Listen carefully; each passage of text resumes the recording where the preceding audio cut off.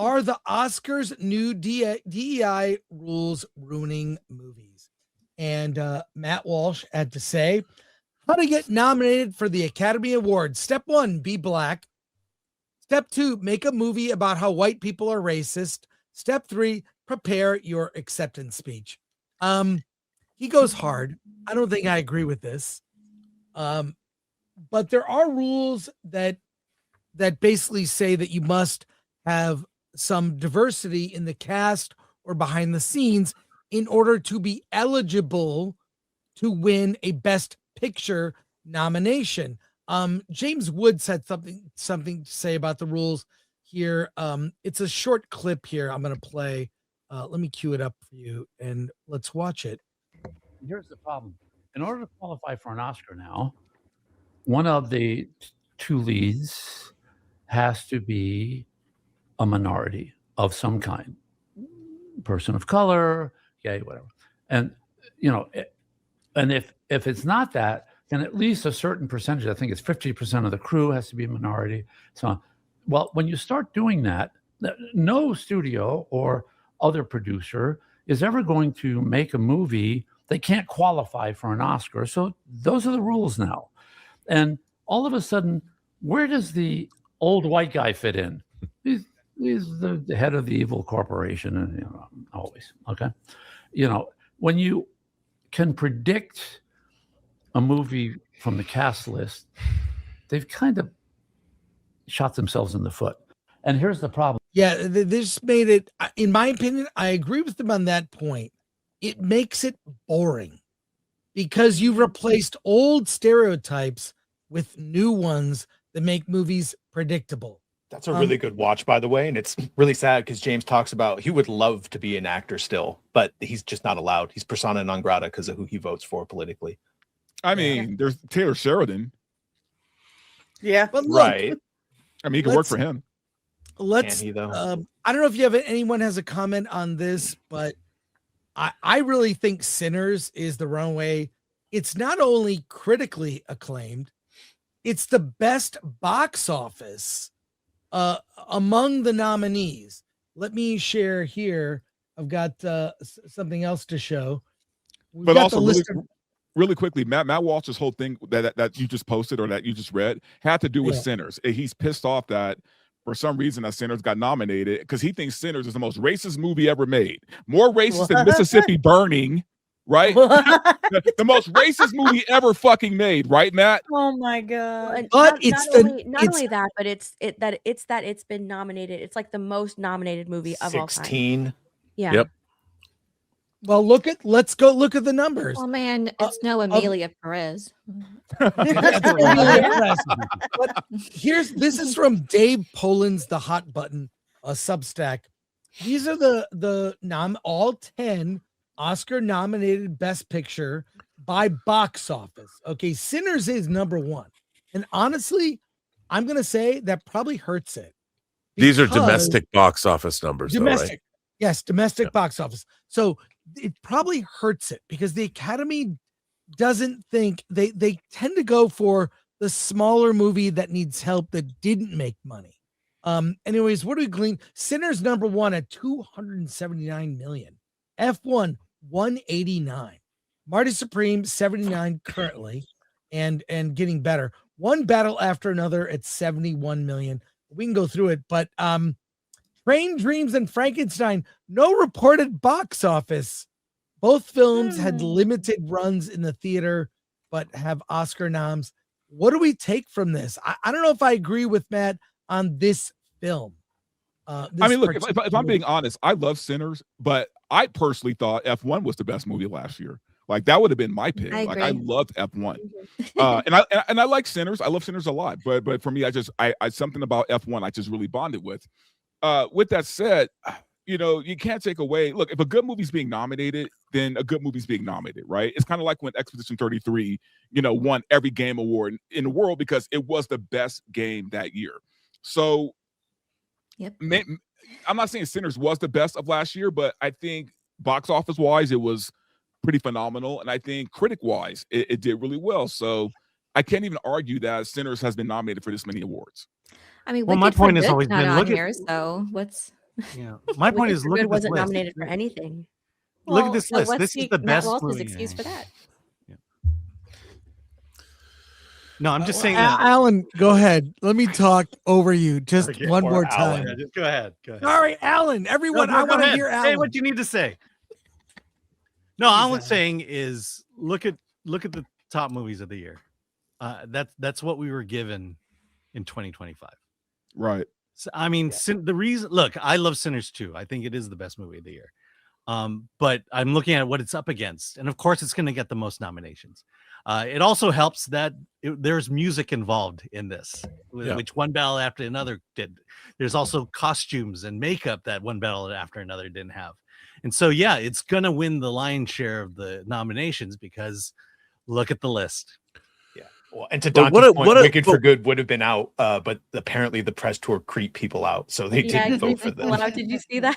Yeah. Yeah. What an interesting and diverse list of stories that are up for best. I think this is a great list of films. They're all different from one another. You know, Bergonia is a remake of a Korean science fiction or a social science fiction movie. One Battle After Another is based on a Thomas Pynchon novel. Marty Supreme is a weird, wacky biopic. F1 is a crowd-pleasing, popcorn-munching action extravaganza. Sentimental Value is a really introspective, really interesting movie with an incredible central performance. I mean, this is what you want to see in your Oscar list, and I would say that and Sinners is an auteurist vision of an area and a time that's evocative of American history. I never walked out of a movie and then went back and did research to find out, were Chinese people really living in that part of the Mississippi Delta at that time? And they were. And they were. And I had never heard that story before. What do you think built our railroads? Yeah, and I don't train think, dreams. That's train yeah, dreams. I thought they were more. Yeah, I know. I thought they were more, more based, more West Coast. I had no idea. And it's like, what's not to love about that film? The cinematography, I can tell you, the music's great. I can tell you, the theaters are not happy with this list. Right. No, it sounds great, right? Vampires, cars, Right. aliens, ping pong, all the things. But when you Hamnet, get into the nuts and bolts, it's not foreign films. Yeah. Well, and the problem is because Academy Award nominated films used to also be the biggest movies that came out that year for the most part. Mm-hmm. Yeah. I mean, Forrest Gump, that one was a huge phenomenon. Right. And then But all this is the question. Amadeus was a Obviously- huge movie. Does it still have that trying to allure? I'm sorry, go ahead.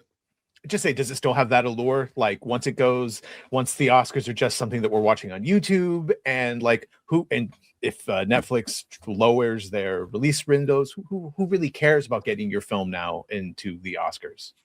It's not the same as it was a decade ago, even. Yeah, I was going to comment on that too. I was going to say that at this point, it's not like anyone really cares about these things anymore. But it kind of it does bug me what James Wood says, because it's true. It's unfortunate that you have to check these boxes now, just to even be qualified. You can have the best movie of the year, but if you don't have just enough diversity, you won't be added to this list. Well, I mean, I guess do the rules like I don't want, not every movie has to be diverse. You can tell stories with an all Asian cast, an all black cast, an all white cast. I don't care. Not every story. It depends on the movie. And it doesn't necessarily make the movies better. I will say I have a problem with this list, and it was a topic we talked about last week. Alan and I had a discussion. There is a category Best International Film. And the problem I have with this list are two movies, which are good films, The Secret Agent and Sentimental Value. Not a big fan of Sentimental Value, but, take your depressing Swedish films with a grain of salt. But those two films should be in Best International Movie. Yeah. We have lost our identity in America. I think the Best Picture nominees should be Best American Films. And let me argue why. The BAFTAs, every other country, they have their own awards, and they award movies from their home country. Every single country has it. France, Spain, we have the BAFTAs in the UK. Everyone, they've got their own awards. Can we just have the Oscars Best International Film? anything from any other country is eligible. But for Best Picture, can we have an American movie? I feel we are losing our identity in America by not awarding truly a story that could only be American, like a film like Sinners is a very American story. I have a question. What do you guys, Let me ask you real quick. Would Hamnet be considered an American film? Well, look, I'm just saying. That's a good question, by the way. Yeah.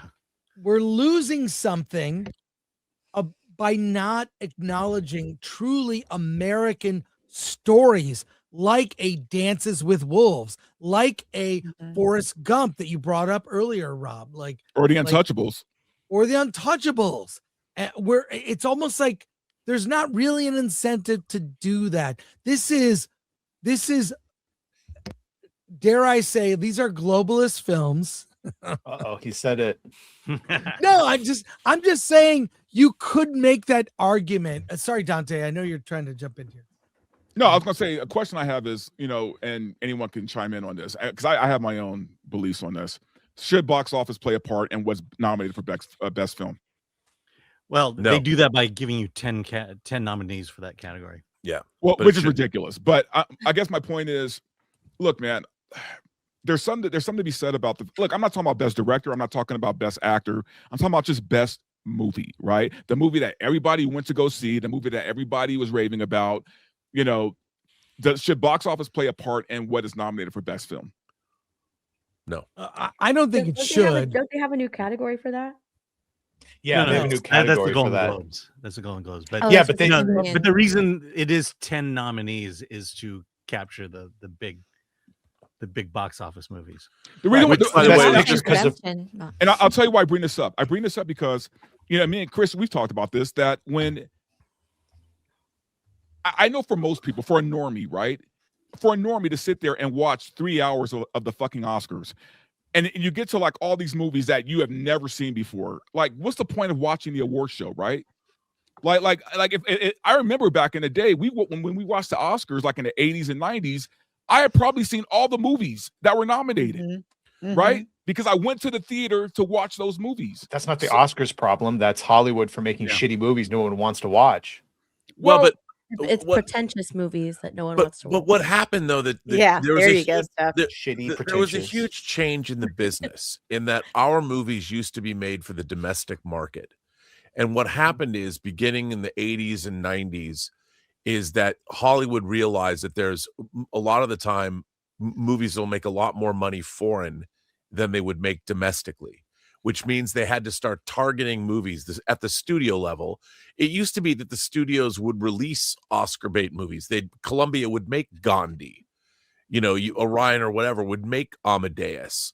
Warner Brothers would make The Killing Fields.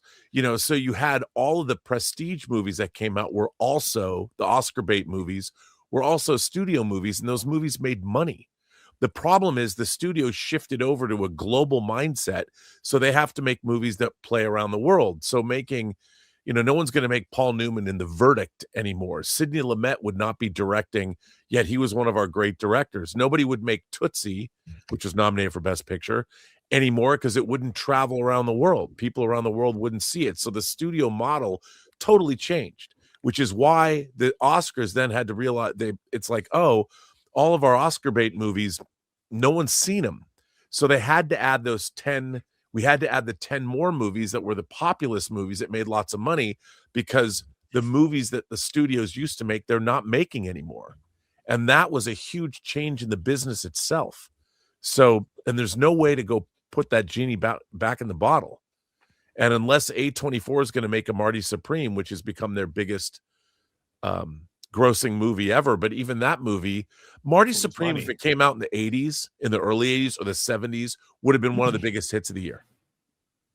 Because that's the kind of movies that people were seeing back then. But those aren't the people are watching spectacle. They're not going to the movies to see movies anymore. Like, I mean, half the movies that won Best Picture in the 80s, they would never be big films today. I do think Chris is right, agree though. with you. I think Chris is right Yeah. that we already have a best foreign films section of the Oscars. We don't need to have that, into our best picture category. Exactly. That's my point. Is it encourages telling American stories, and Sinners, by that metric, is the best film. By that metric, By that metric, yeah, absolutely. A film that is an American story, and it would encourage that kind of filmmaking. All I'm saying is, I'm tired of the world becoming gentrified. Our food is all the cheese comes from 80% of the cheese on our pizza comes from one place. Do you know about if you go everywhere? Now you go to different. I love to travel. I have wanderlust, and everywhere you go now is becoming the same. There's a Taco Bell there. There's a McDonald's there. There's a chained restaurant there. Talk about 6G. What? You're having a real good globalist thing right now. In 15-minute city, yeah, it's all becoming homogenized. There's a sameness to everything, even the kinds of entertainment. And I love, but don't get me wrong, I love a great French film, a French comedy. I love anime from Japan. I love a great Korean horror film. I love them. Why? They have their own identity. They are different from, but there's got to be an American identity, and we don't get that. It's not even. That's because it goes with the problems of the world right now, Chris. If you look at America right now, what they're trying to do is say there is no individualism, right? We need to be part of this collective. So that of course that's going to translate into film. Which is terrifying. Is One Battle After Another an American film? Yeah. Didn't feel American to me. Well, I mean, it is. I mean, it's not. It was okay, but it's an American film. Yeah. But Train Dreams is the other one. The other truly. That's American. very American. So look, I bring up a point. I'm just saying, all due respect to Sentimental Value and Secret Agent, they should be an international. And let's please. What? Hey, I'm not saying it was a good movie. I'm just saying it was an American movie. Okay. All right, let's. I had a lot of problems with that movie.